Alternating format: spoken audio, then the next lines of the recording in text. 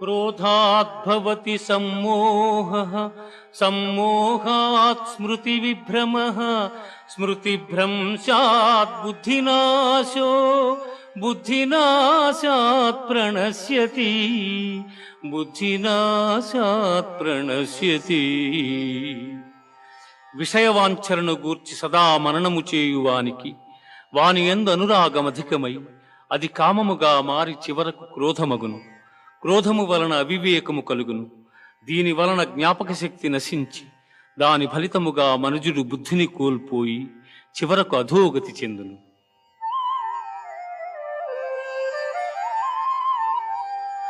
ఏషా బ్రాహ్మీ స్థితి పార్థ నైనాం ప్రాప్య విముహ్యతి